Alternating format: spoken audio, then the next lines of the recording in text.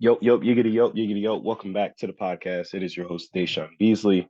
On today's episode, I'm going to take you through a journal entry that I have to do for this new course. It is titled YDEV 540. The course is Leadership and Youth Development, taught by Dr. Rachel Clements. Shout out Dr. Clements. In this journal entry, we're talking about, well, the class in general is just talking about nonprofits. And I thought it was like divine timing because I'm in the process of, I'll say within the last 3 to 4 months, I've been really thinking about starting my own nonprofit and trying to decipher between, okay, how do I differentiate my nonprofit from my for-profit? What does that look like? What needs to be done? How do I even fund the nonprofit? How do I even put myself in a position to do the work for the community that I would like to do? Um, but anywho, before I go off on a tangent, I'm going to get right to the journal entry. Let me go ahead and share my screen so you guys can kind of see what it is we have to do. So first things first, collect and caption one image from the list. This was the image that I chose. As you see, it's just a flyer of an event, community self-care day. And um,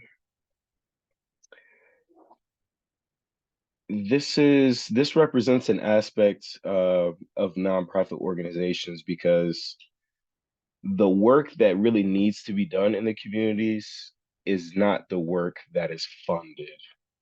What do I mean by that? When you think about social emotional learning, you think about physical development of the youth, of people in general. Like, for example, this flyer is talking about self-care, free food, fun activities, yoga, and a guest speaker. Most activities that are going to uplift the community and help the community be better people, those aren't the things that those aren't the things that people are willing to pay for. Um, and that's what I think of. I guess that kind of goes into the first question. What is a nonprofit to me? I feel like a nonprofit is an organization that is willing to provide a service that the general public is not willing to pay for. There's a need for that service, but because the general public, um, maybe they can't afford it, maybe they don't actually see the tangible value in it, people aren't willing to put dollars towards it. For example, the YMCA is a nonprofit organization, and they do give out discounted memberships to those who are in need.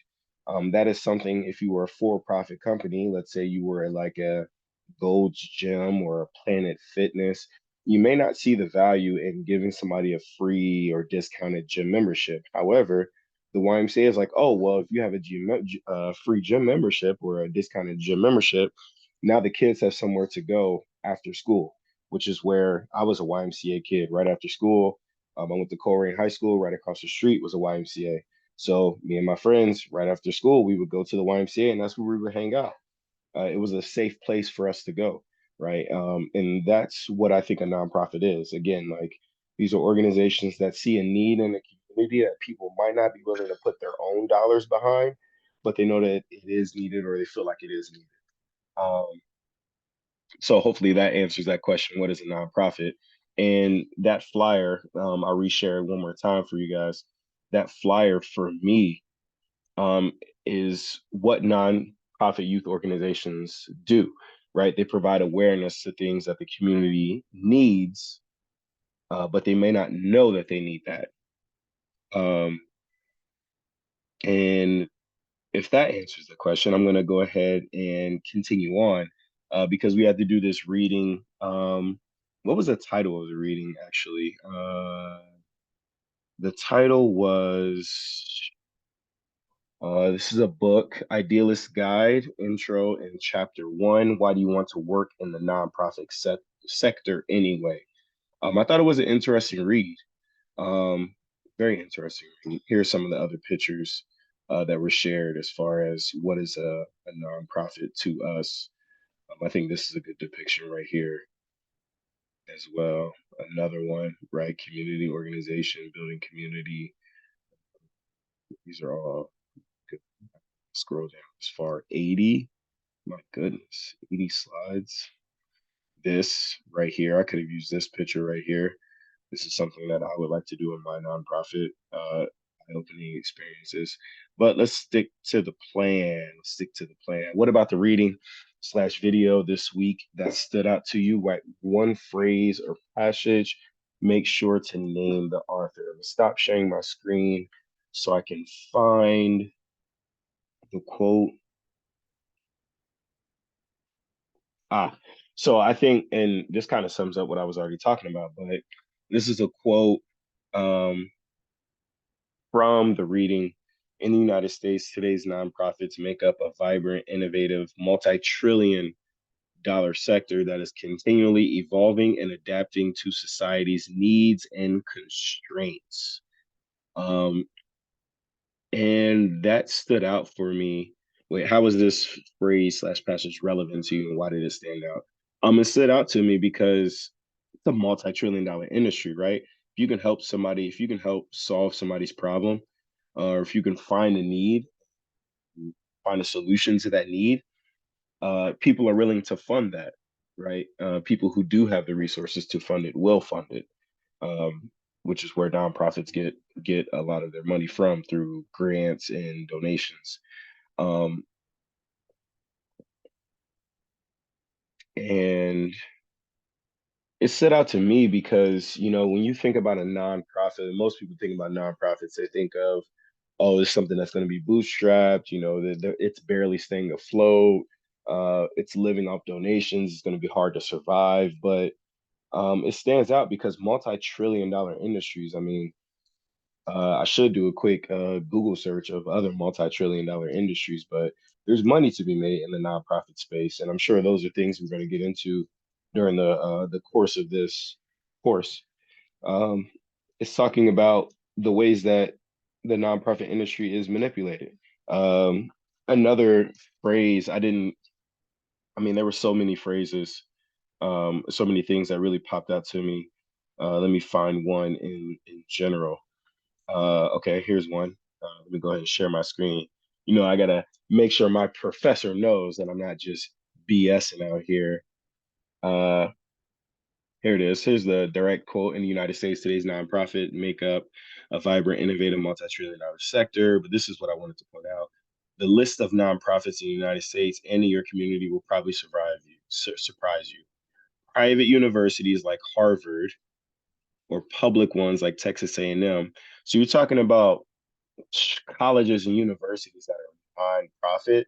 So you telling me that these nonprofit universities can charge these crazy fees for admission? And that's not, shout out to Harvard and Texas A&M. I'm not trying to throw no shade, but because they do give out scholarships and they do. Um, I mean, I know that's a whole litigation that's going on as far as the ah, I lost the word for it, meritocracy, right?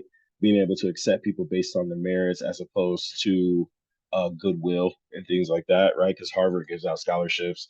There's a big thing, not a big thing, but I remember listening to an interview with a gentleman just talking about how Harvard's practices are somewhat, I don't want to say use the word prejudice, but I'll just use the word unfair, because if it was really based on merit, majority of the students who would be accepted would be of the Asian ethnicity, because they have the highest grades, they have the highest SAT, ACT scores, and these are stats. I'm not making this stuff up. Like, I'm not being racist. These are literally stats. Um, so there's that distinction, right? Like, those are nonprofits technically, right? You talk about multi-billion dollar hospitals. You talk about Doctors Without Borders. Religious organizations are nonprofits. Uh, where was the American Bar Association is a nonprofit.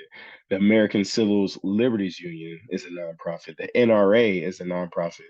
And think about all the lobbying they do for politicians, and to get certain things passed, right? So, and the reason again why Why that was relevant to me and it stood out is because like these nonprofits, they have a lot of power. They have a lot of social influence, and they can use this influence to persuade and lobby their certain viewpoints, and maybe even put themselves in positions to receive some of these grant monies and funding from private sectors, which I think is interesting, right?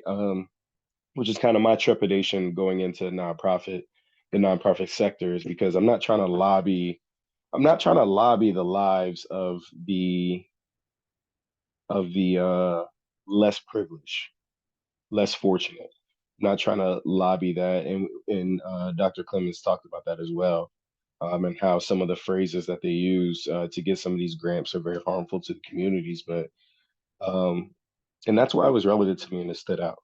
Identify or explain one question or connection from the reading. I feel like I did that already, but one question that I had, because another thing that stood out to me is in the reading, they were talking about advantages and disadvantages of working in nonprofits. And I never really considered the advantages of working in a nonprofit.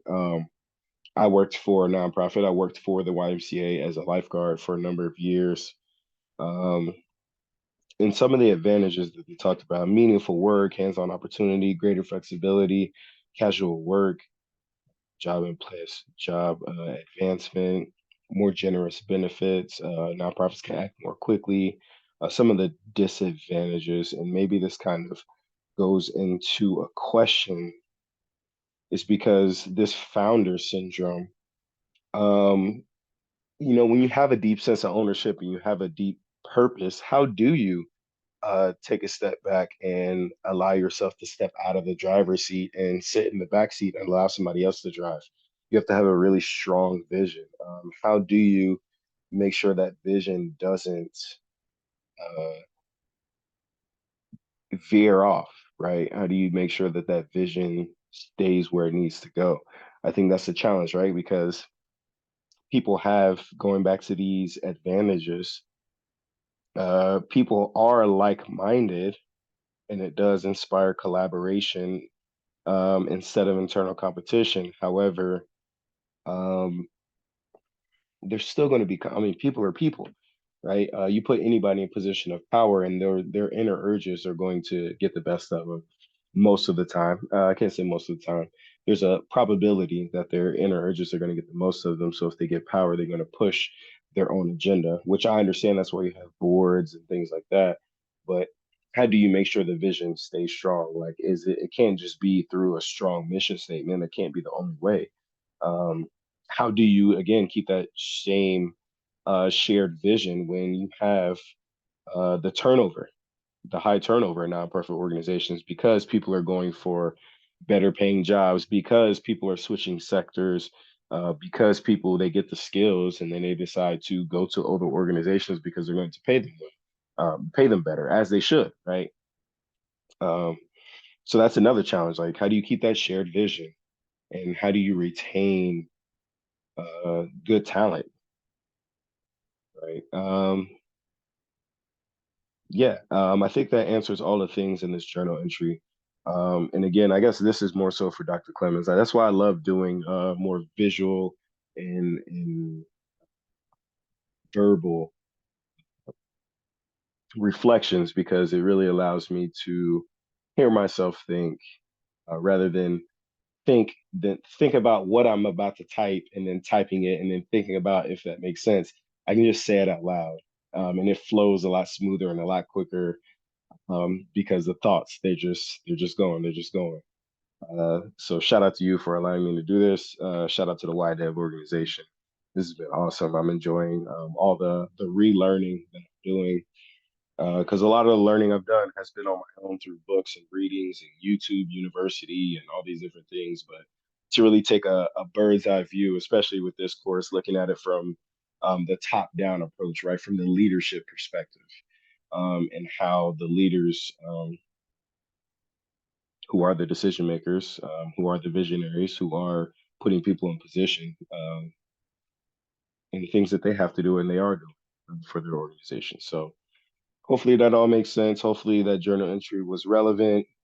Hopefully, y'all got some value out of it. Feel free to like, subscribe, comment, all that good stuff, and I'll see you next time. Peace. Maybe next time I'll close that door so you guys don't see my wardrobe and my laundry. Peace.